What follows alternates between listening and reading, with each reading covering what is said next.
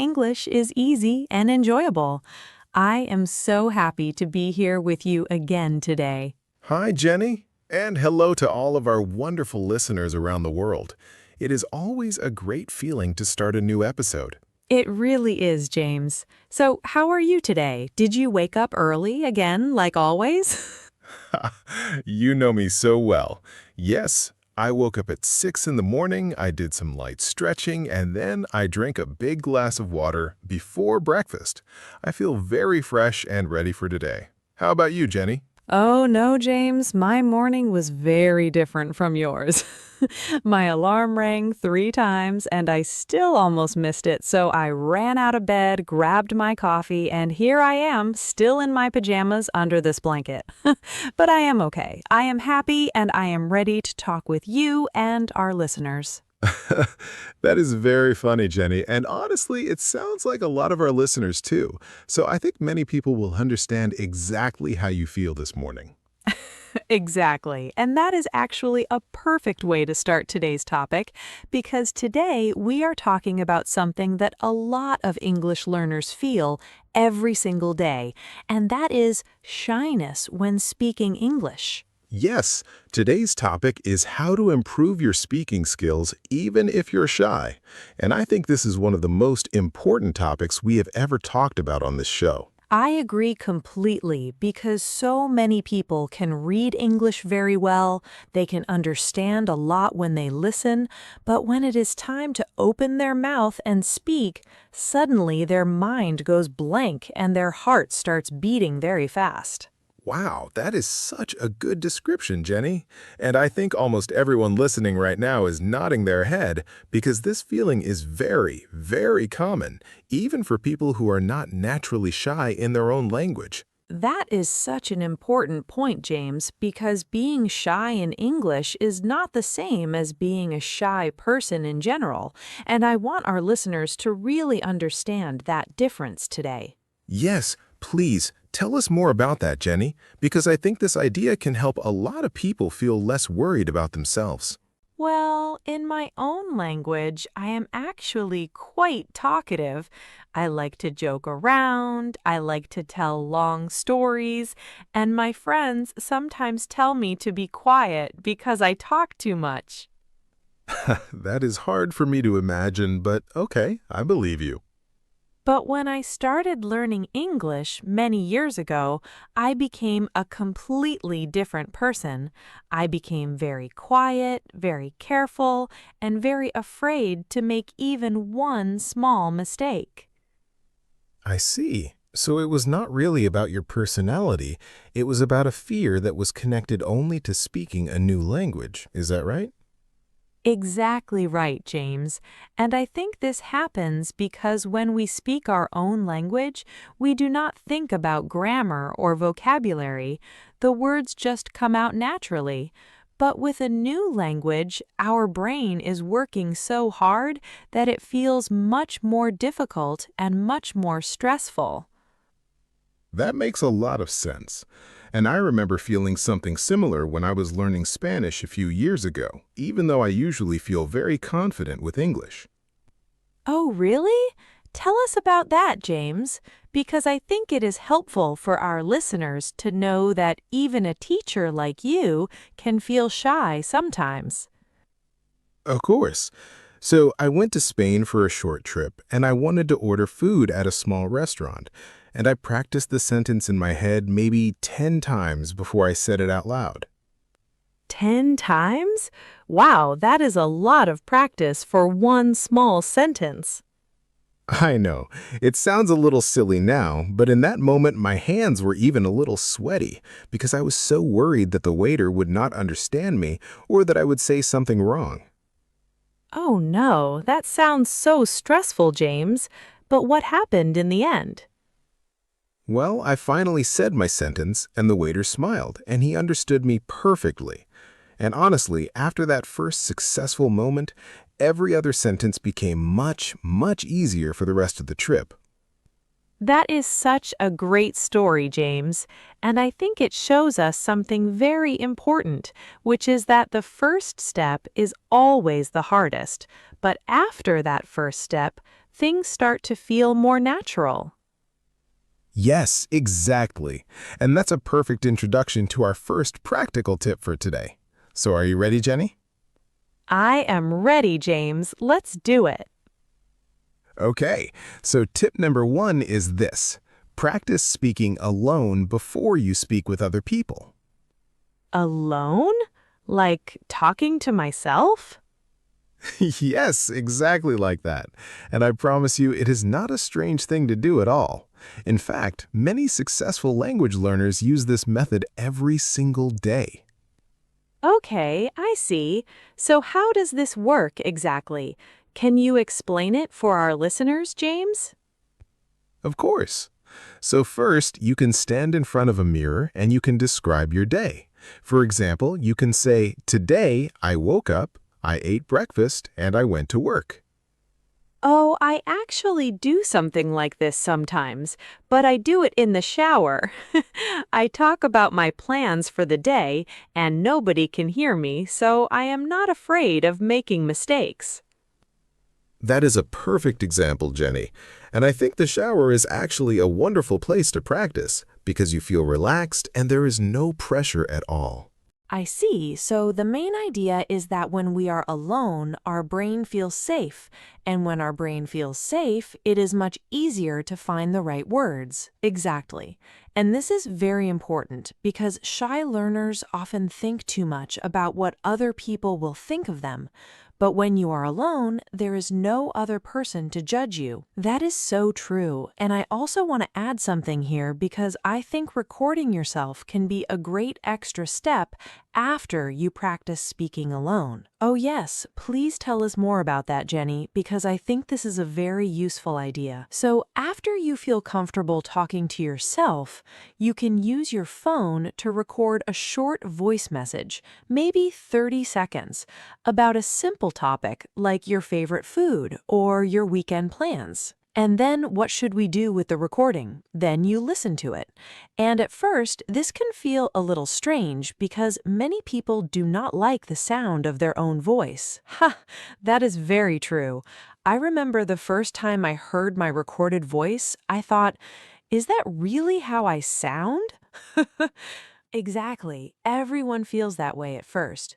But after some practice, you stop thinking about how strange your voice sounds, and you start listening for your pronunciation and your grammar instead. I see. So this method helps you become your own teacher in a way, because you can notice your own mistakes and slowly improve them. Yes, exactly. And it is a wonderful private way to practice because there's no pressure from another person, and you can listen as many times as you want. I love that idea, Jenny. So let's move on now to tip number 2, which is something I think will help a lot of our shy listeners feel much more relaxed. Okay, tell us, James, what is tip number 2? Tip number 2 is focus on communication, not perfection. Oh, I really need this tip, James, because I am always so worried about making mistakes with grammar. I understand that feeling completely, but here's something important to remember.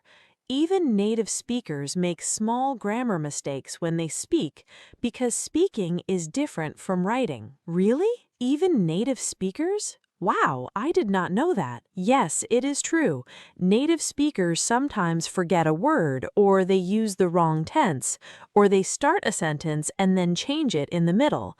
And this is completely normal in natural conversation. That actually makes me feel much better, James, because I always thought I needed to speak perfectly with perfect grammar before I could feel confident. I understand why you felt that way, but the truth is, the main goal of speaking is to share your message and to understand other people, not to win a grammar competition. I see. So if I say, yesterday I go to the market, instead of yesterday I went to the market, It is still okay because the other person still understands me. Exactly. That is a perfect example, Jenny, because even with that small mistake, everyone listening understands exactly what you did yesterday, and that is the most important thing. Wow, okay, I think this is a very important lesson for our listeners today, because so many people stay silent because they are afraid of small mistakes like this. Yes, and I always tell my students this: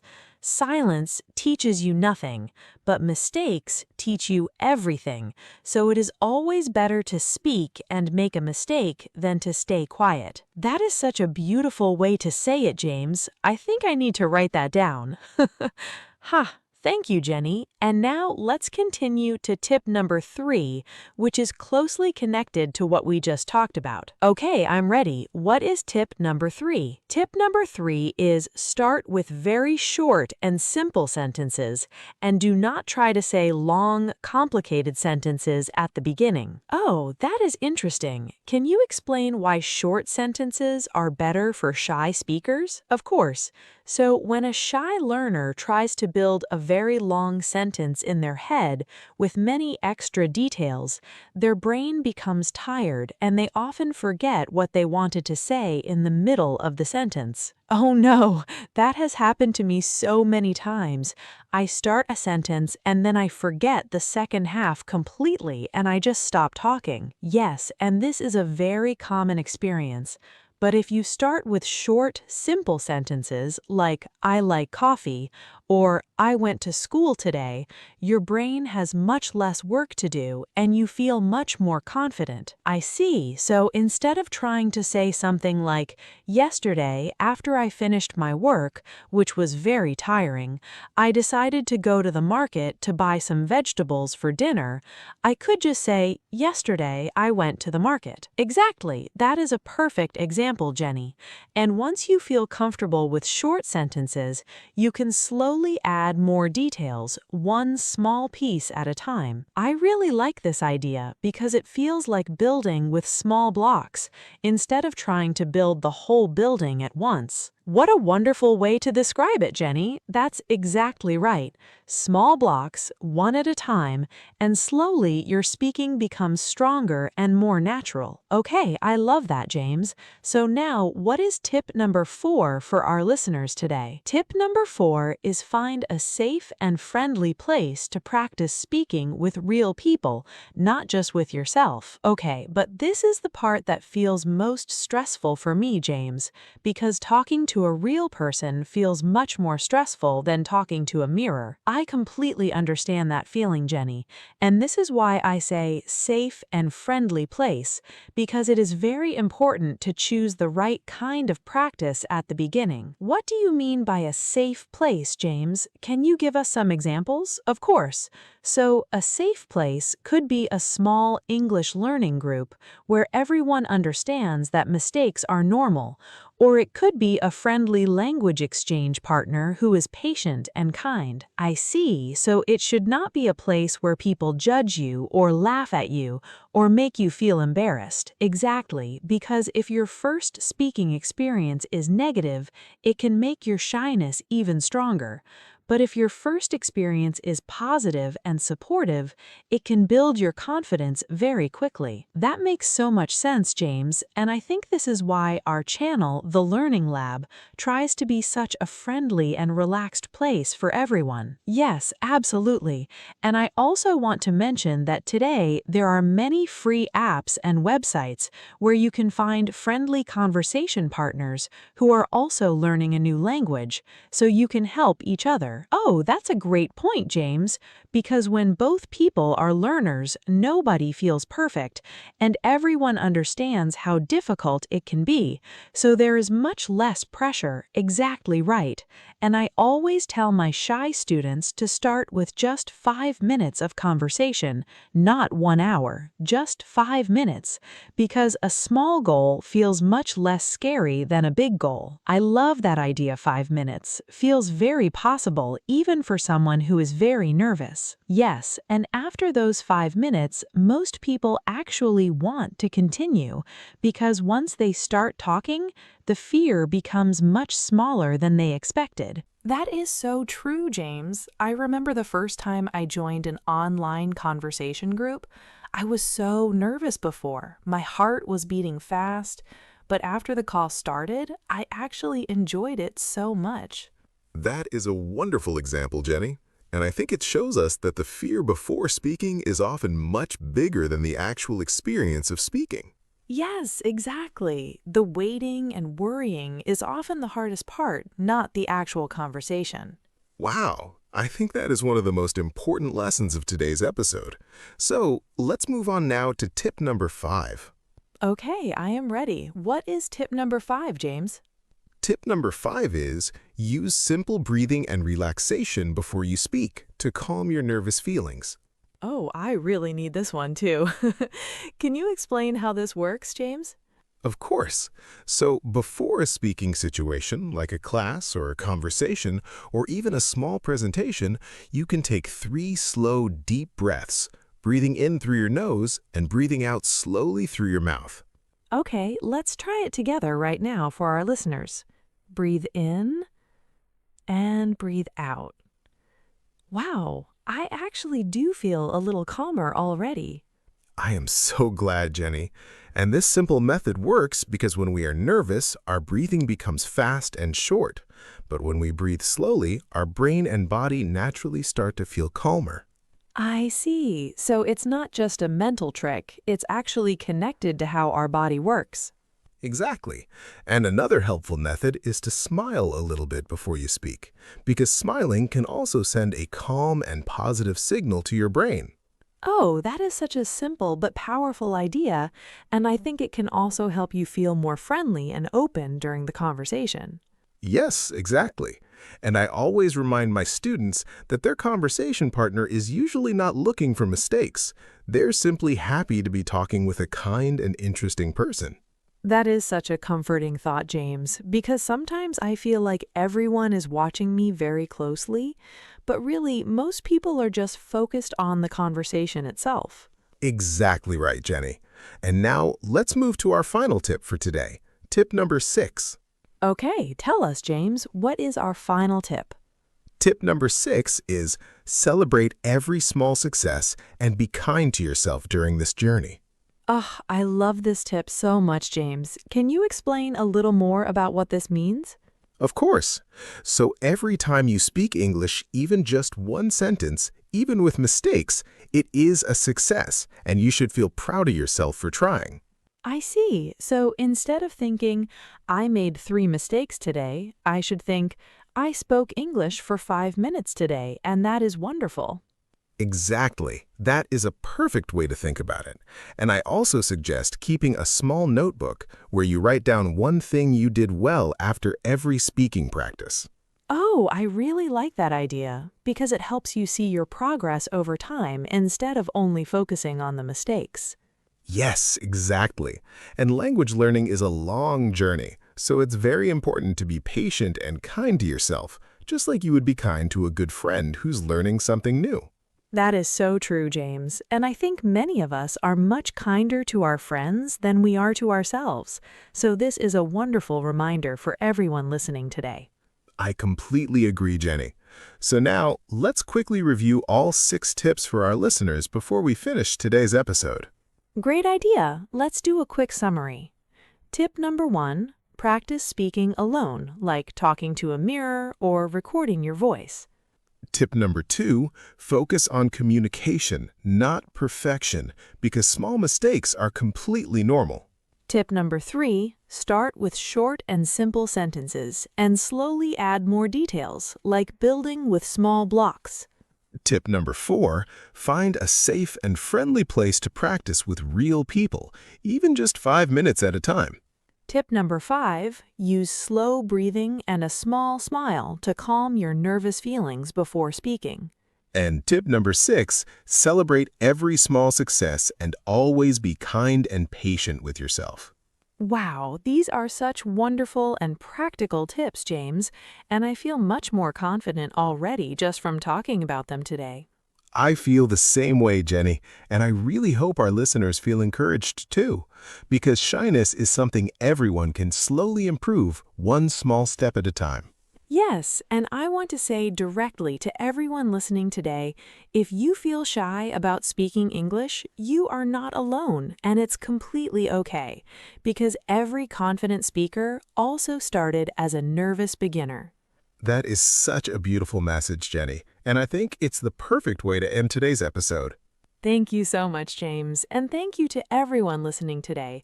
We really hope these tips help you feel more confident the next time you speak English. Yes, thank you all so much for joining us today on the Learning Lab. Please remember to practice a little bit every day, even just 5 minutes, and we promise you will see wonderful progress. If you enjoyed today's episode, please like this video, subscribe to our channel, and share it with a friend who is also learning English. And don't forget to join us again next time for another fun and easy episode of the Learning Lab, where learning English is always easy and enjoyable. Goodbye, everyone. Take care and keep practicing. Goodbye, and see you next time.